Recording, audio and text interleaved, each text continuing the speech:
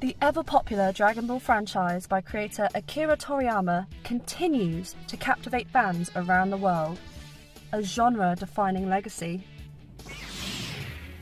In a similar way, Star Wars has done the same, defining the genre of sci-fi.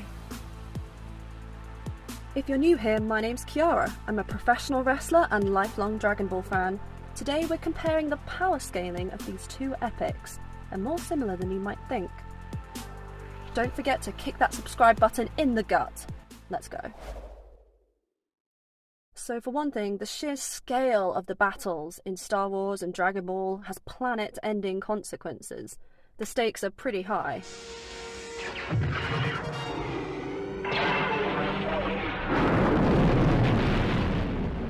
But having lasted literal decades, these gripping battles can have drawbacks, and the stakes must stay high to keep an audience coming back for more.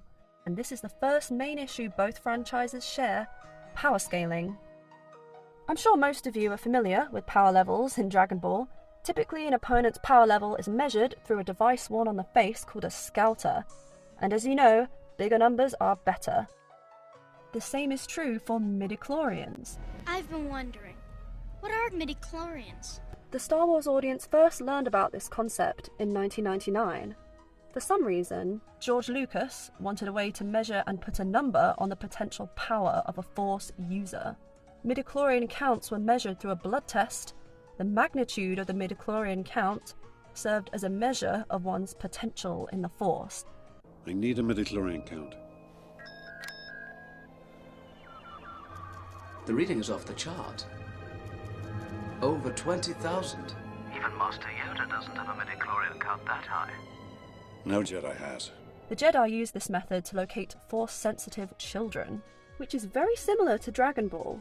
After being born, an infant Saiyan's power level would be measured, and then they'd be given a rank and actually separated in a hierarchical way from the other children. But both power levels and midichlorians were discarded.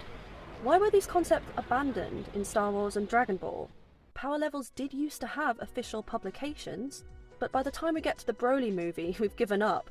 Everyone's power level has grown so ridiculously high, they just don't bother assigning a number anymore. Chi-Lai's scouter can't even measure it. A lot of people hated the concept of midichlorians. I hate them! Why? Because it robbed the Force some sense of spiritual mystery. To quantify the Force with numbers and science, detracts from this. Disney's newest sequel trilogy doesn't mention the word midichlorian once. So just like in Dragon Ball, it's been phased out. What's your power level? And stop asking that! No one cares anymore! Mine's pretty big.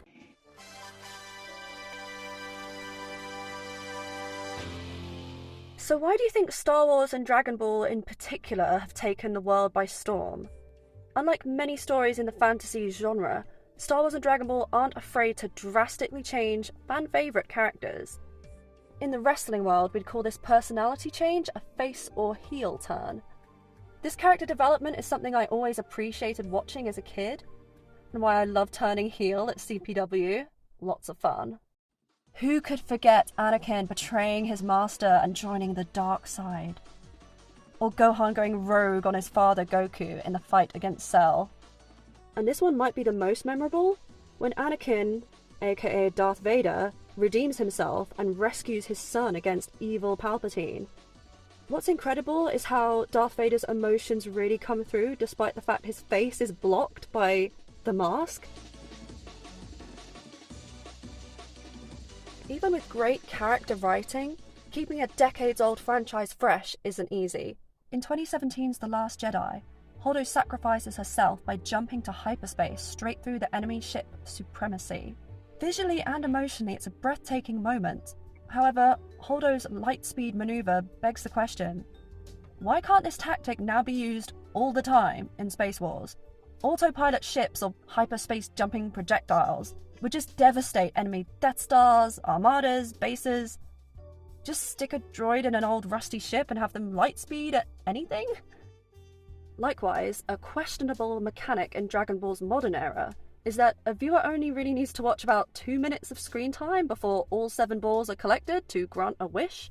You might ask why this is a problem. Well, I explore this in my new Dragon Ball Super superhero movie review in a lot more depth, so go check it out after finishing this video. The link's down in the description.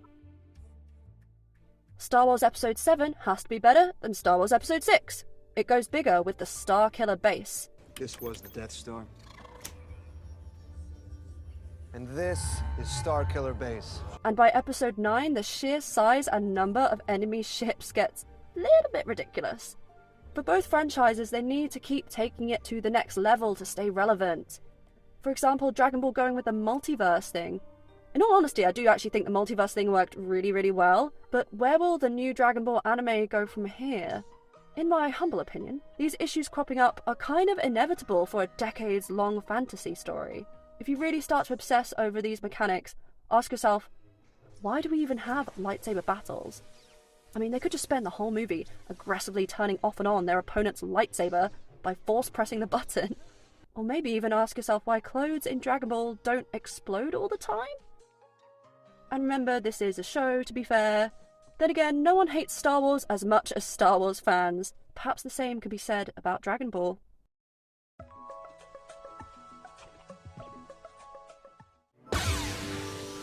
A final word on characters. It's important to introduce new ones and stay fresh, but their power creep should be handled delicately to stop fans losing interest. Now, what do I mean by this? So, a lot of people say that Rey learned how to use the Force and a lightsaber way too easy. She knew how to pilot ships like an expert with almost no effort on screen, not even like a montage or something. Just a couple short scenes of her struggling or learning would have really helped her stop becoming like a Mary Sue character. In the Buu saga, Goten and Trunks turned Super Saiyan so easy, it's almost played off like a gag. It's a Super Saiyan bargain sale. It was kind of funny at the time, but kind of feels cheap. Like our Jedi Rey, this prevents fans from investing emotionally in these characters. I think this lower fan investment is the reason why Goten and Trunks were not in the Tournament of Power saga, and why they mostly play a comic relief role as fat Gotenks in the Dragon Ball Super superhero movie. So this is something I actually found out while making this video. In a 2017 article, I'll link it in the description, Akira Toriyama answers why Goten and Trunks could transform so effortlessly. He introduced a new concept of S-cells. Okay, a greater number of S-cells means a Saiyan will transform into Super Saiyan more easily. Everyone in the Twitter comments is now comparing it to midichlorians. I honestly did not know about this until just now, and I feel like it really drives home all the points I'm trying to make, the similarities between Star Wars and Dragon Ball. And although it does help explain some things, it is my prediction that S-cells will share the same fate as midichlorians. I love comparing themes and seeing similarities between very different types of media. Now, here's a little sneak preview of what's coming up in a future video. I'm going to compare more wrestling stories with Dragon Ball.